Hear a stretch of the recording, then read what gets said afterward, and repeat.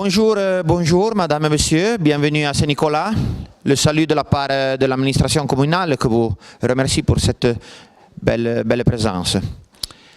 Un remerciement tout particulier à l'assesseur Paolo Samaritani, au conseiller régional présent ici avec nous, Diego Luciana et Joël Farco, à tout le staff et tous les amis du Centre d'études franco-provençal René Villien de Saint-Nicolas et aux administrateurs de la commune de Saint-Nicolas qui ont voulu être ici avec nous aujourd'hui. Donc aujourd'hui, conférence annuelle, le rendez-vous que Saint-Nicolas est toujours très content de faire ici, avec un thème bien sûr tout particulier et très intéressant, bon, les rituels de la mort et les pratiques alimentaires. On parlera de la mort, mais ma espérance, l'espérance de tous les administrateurs de Saint-Nicolas, c'est que le 2019 soit l'année de la Renaissance.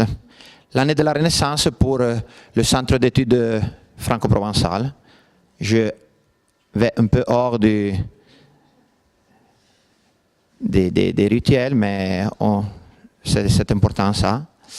Je veux remercier tout d'abord l'assesseur Paolo Samaritani, qui est en charge depuis 3 mois, qui s'est engagé, il est en train de s'engager, il est en train de donner des réponses concrètes, comme il avait déjà fait l'assesseur il y a quelques années, Joël Farco, car il faut vraiment résoudre ce problème du centre d'études, le problème du milieu, mais le problème même de l'association.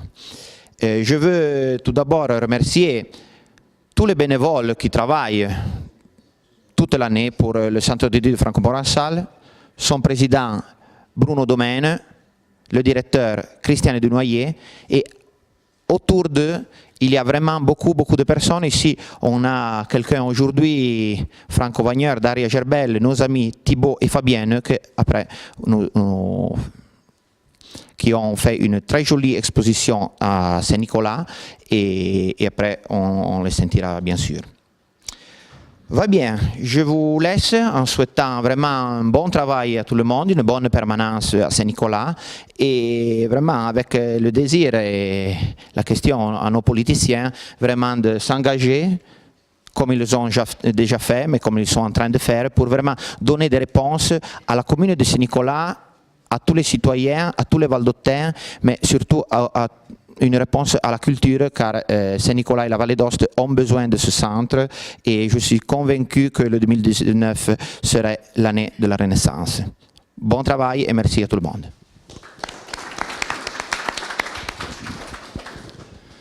Merci Davide pour tes belles paroles. Madame et Monsieur, buongiorno. Davantage, io souhaiter la bienvenue pour le salut la bienvenue à Saint-Nicolas, logiquement, de la part du Centre d'études franco-provençal, à tous vos autres qui avez voulu participer à cette nouvelle édition de notre traditionnelle conférence annuelle. Bien, encore une fois, ne pouvant pas utiliser, comme disait le syndic, notre siège. Nous bénéficions de l'aide, encore une fois, de l'administration communale qui nous accueille dans cette jolie salle et pour cela je remercie le syndic.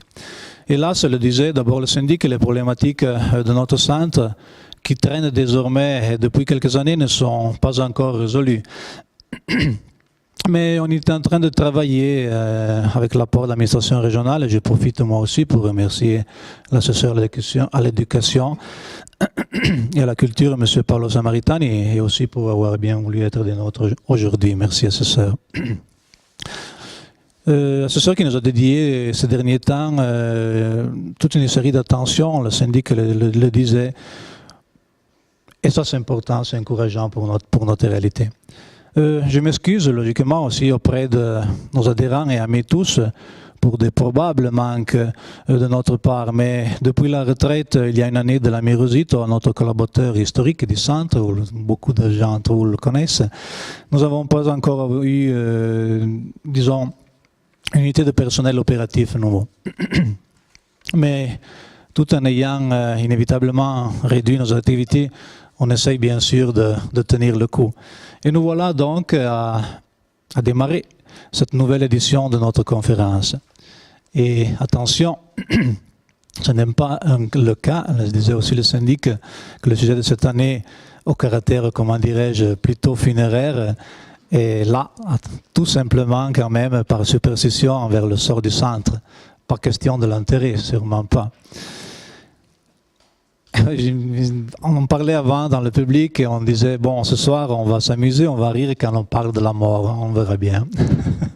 C'est rigolo, mais c'est comme ça. Blague à part, cette année d'abord un sujet de caractère plus ethnologique, vous le savez, qui se succède annuellement selon nos habitudes, en thème plus strictement linguistique. Ce qui permettra encore une fois de fouiller un nouvel aspect culturel tout en enrichissant encore une fois de plus les archives culturelles, les données que nous avons dans notre centre, dans notre association. J'estime s'agir là d'un sujet intéressant, je le disais, un aspect social particulièrement délicat qui nous délivrera sans doute toute une série de multitudes de facettes curieuses, j'en suis sûr. D'ailleurs, déjà, la simple expérience de chacun de nous peut le témoigner. Il y a quelque temps, j'ai participé à un enterrement qui, suivant la tradition irlandaise, a prévu un moment convivial où tout le monde a participé à un banquet offert par la famille du défunt. Je ne sais pas si ce peut avoir des implications directes avec notre sujet, nourrir la mort, mais en tout cas, j'ai trouvé ça extrêmement touchant, émouvant. Et tout compte fait, j'ai trouvé que ça, c'est pas très différent en quelque sorte de ce qui se passe, même si de façon très plus spontanée dans nos petites réalités de montagne, où l'enterrement vraiment devient, comment dire, un moment d'agrégation de la communauté, qui souvent autour d'un bon verre de vin et parfois accompagné même d'un casse-croûte, il fait vraiment du beau rire aussi pour continuer la vie. Là où, au contraire, j'ai toujours été un peu, comment dirais-je, troublé, voilà, par les enterrements style métropolitain, dirais-je, qui se caractérisent d'une ambiance qui ne peut qu'apparaître, pour ceux qui, comme moi, sont habitués à des choses plutôt différentes, sûrement un peu aseptiques. Chez nous, les funérailles sont des moments, je le disais, de la communauté entière se serre contre la famille saisie par le deuil et participe de façon différente, mais quand même active, avec les différentes modalités à ce moment important pour la communauté. D'ailleurs, je crois que le riche vocabulaire franco-provençal, des définitions très précises dans ce milieu, identifie des moments très, très particuliers et en est témoignage. Par exemple, porter le pardon. Aller rendre visite, ça veut bien signifier aller rendre visite à la famille du défunt pour un dernier salut, un dernier adieu à la dépouille. Dans les villes, pas question. Faire le besoin. Un représentant de la famille voisine ouvre toujours le cortège funèbre en portant la croix, en ouvrant le cortège funèbre. Ou encore porter le mort. Le transport du cercueil par les membres des différents représentants de la communauté, chez nous, sapeurs-pompiers volontiers plutôt que chasseurs alpins et d'autres encore, ce sont toutes des choses qui font réfléchir. Intéressant aussi constater comme l'évolution de ces rites dans le temps. À Saint-Nicolas, par exemple, il y avait l'habitude de porter sur les épaules, je le disais, le cercueil de la place du chef-lieu jusqu'à la place de l'église, un parcours de demi-kilomètre, c'est-à-dire. Et le prêtre se déplaçait pour accompagner le cortège funèbre. On parlait de le mort. Et il y a aussi le toponyme spécifique où ça se passait qui s'appelle l'aléo. Vous voyez combien d'implications culturelles sur ce sujet aussi. Malheureusement, il y a quelques années, ce n'est plus ça, faute de ressources humaines, de disponibilité aussi de pénurie, je dirais, de prêtres. On n'a plus un prêtre dans la paroisse Saint-Nicolas exclusif. Et dommage, car cette pratique, je trouve que c'était quand même très symboliquement forte d'accompagner pour une dernière fois le défunt au cimetière. Mais bref, je m'arrête là, voire j'espère, on attend avec curiosité les interventions de nos conférenciers à qui j'adresse un grand remerciement pour leur engagement. Merci. Permettetemi anche per concludere ancora questo remerciement. D'abord, Lisa 2, ma je le répète, l'assessorat régional à l'éducation et à la culture, donc son assesseur samaritain, pour son soutien financier et pour moitié. All'amministrazione comunale di Saint-Nicolas e donc a son sindaco Davide Sapinet. Merci pour nous avoir à disposition de cette sola, mais surtout pour nous accompagner in sécurité avec les problématiques que nous avons présentées d'un coup. Merci au public présent, le soutien, les témoignes, comme dit, l'intérêt pour nos conférences à la Mazzo. Camimo rappeler que le donné de oui serait publié en réseau, intendant disponible à tout le monde, au-delà des actes qui viendront faire à la fin l'année qui vient. Merci pour votre attention et bonne journée à tous.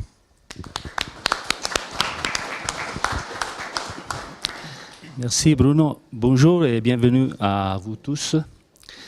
Je tiens avant tout à remercier le Centre d'études franco-provençal René Villien, en la personne de son président Bruno Domaine, ainsi que l'administration communale de Saint-Nicolas et en particulier son syndic Davide Sapinet, pour leur invitation à cette conférence annuelle qui est consacrée cette fois à un thème intéressant, certes, mais délicat, en tout cas pour la plupart d'entre nous. Il est en effet difficile de penser à la mort parce qu'il s'agit d'un sujet profond, mais également car elle peut être envisagée sous différents points de vue. Aujourd'hui, par exemple, nous parlerons de mort et de rites funéraires en les associant au thème de l'alimentation et de la montagne. Et ce, tant du point de vue géographique des Alpes à l'Himalaya que du point de vue temporel. À première vue, services funèbres et alimentation pourraient sembler diamétralement opposés. Les uns précisément liés à la mort, et l'autre qui est l'un des fondements même de l'existence, la vie. Pourtant, ces deux thèmes revêtent depuis toujours une dimension sociale et culturelle extraordinairement importante pour toute communauté. Nous le retrouvons d'ailleurs aussi bien dans les traditions chamaniques que dans les grandes régions monothéistes. À partir de la religion chrétienne et catholique, en effet, c'est en partageant le pain et en versant le vin, lors de la dernière scène, que le Fils de Dieu annonce la trahison prochaine, et donc sa mort. Une fois encore, mort et nourriture. Il est aussi la montagne qui a toujours symbolisé la projection de l'homme vers le ciel, c'est-à-dire vers l'au-delà, comme une sorte de liaison naturelle avec ce qui nous attend après la mort. C'est pourquoi les interventions d'aujourd'hui s'annoncent vraiment intéressantes. Elles suivront en effet ce fil conducteur pour établir une relation entre deux concepts qui ne sont éloignés l'un de l'autre qu'en apparence, et pour leur donner un sens commun à travers la culture de la montagne.